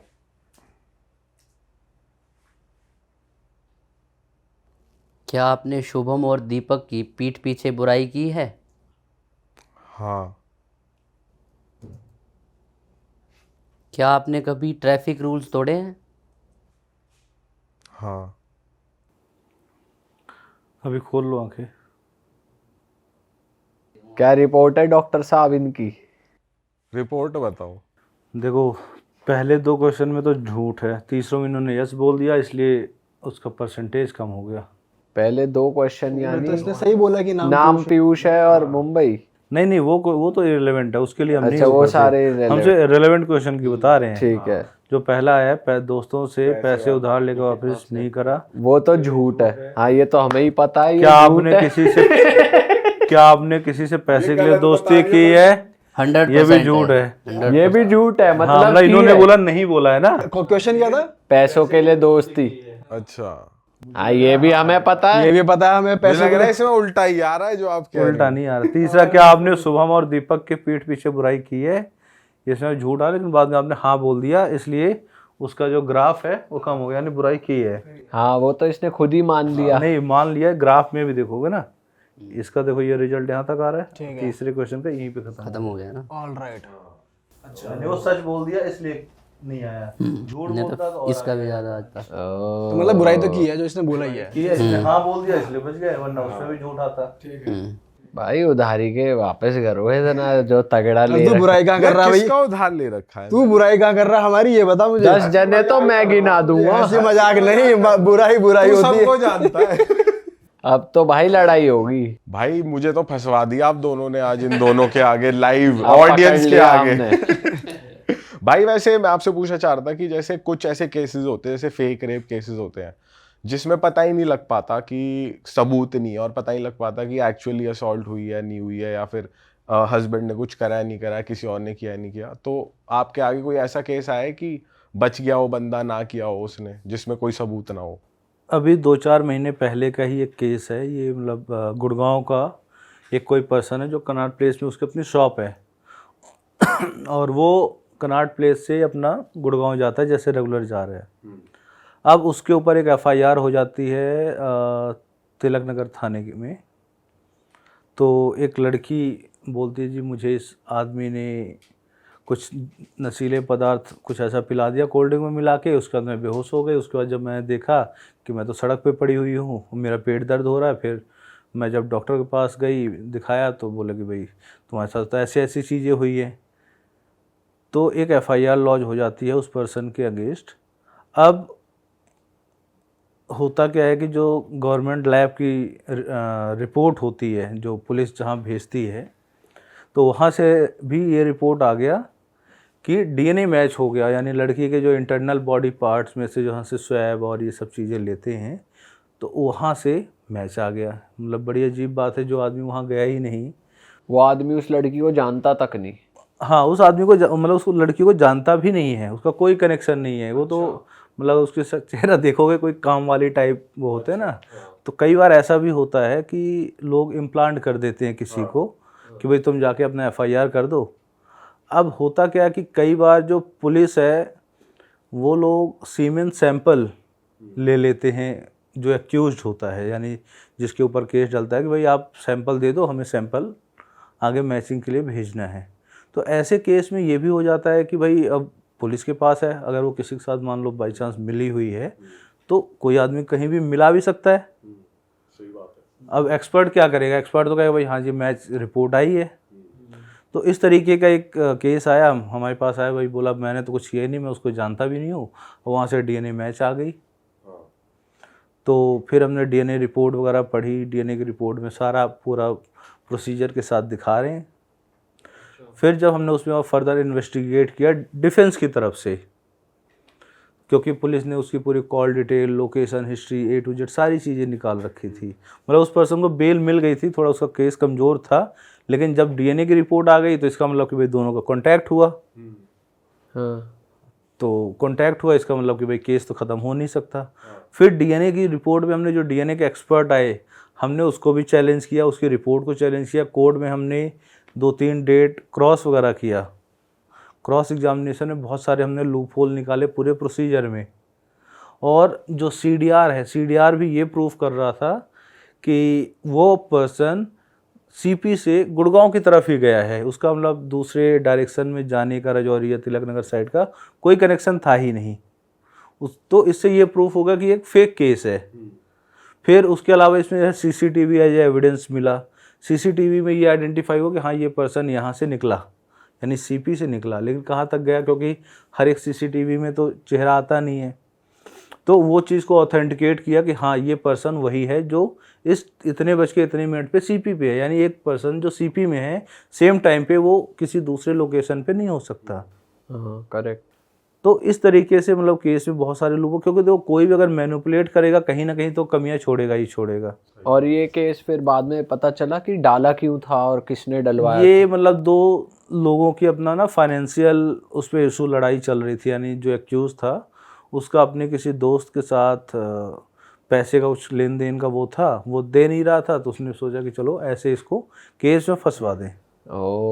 लेकिन आप समझो ना, एक छोटी सी चीज़ के लिए कई बार किसी की लाइफ बिल्कुल बर्बाद हो जाती है। जो एक भाई इंडिया में तो किसी पे केस लग गया तो बस फिर वो तो फिर गिल्टी हो गया until proved not guilty। वो भी ठीक है, लेकिन उससे पहले सोसाइटी तो पहले सब कुछ मान लेती है ना। वो तो सजा सुनाने से पहले केस तो बाद में चलेगा, सोसाइटी की नज़रों में तो पहले ही बन गया कि इसने तो रेप करा है।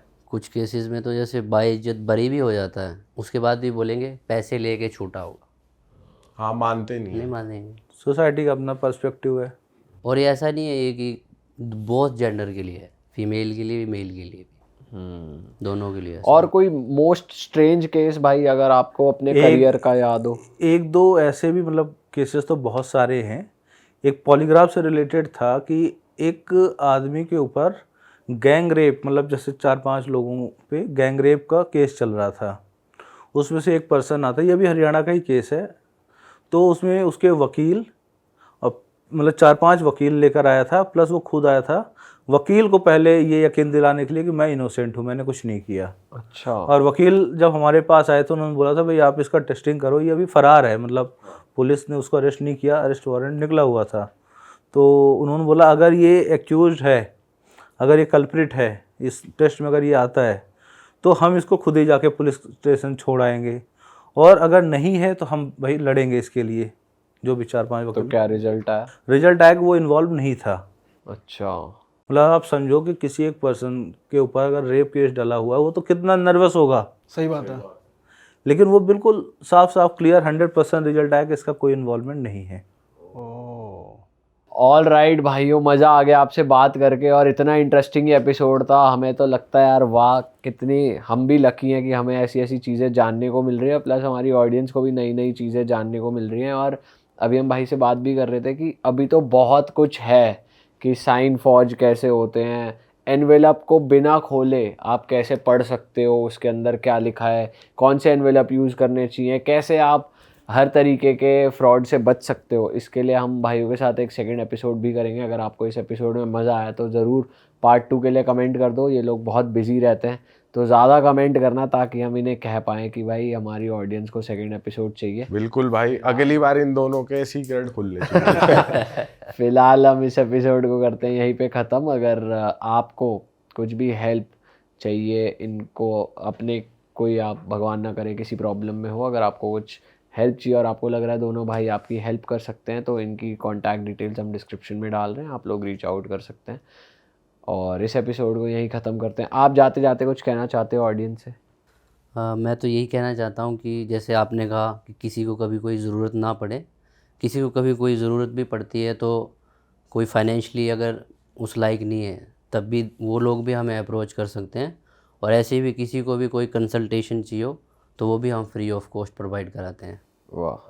ऑल राइट जी, चलो भाई पॉडकास्ट को करते हैं ख़त्म। अगर आपको इस पॉडकास्ट से मज़ा आया तो भाई लाइक कर दो, हमारे चैनल को सब्सक्राइब भी कर दो। बहुत से लोग हैं जो बिना सब्सक्राइब हुए पॉडकास्ट एंजॉय करते हैं, तो डू सब्सक्राइब। चलो जी, bye bye, see you, take care, अपना ख्याल रखो, मिलेंगे नए पॉडकास्ट में। ओके जी, बाय बाय।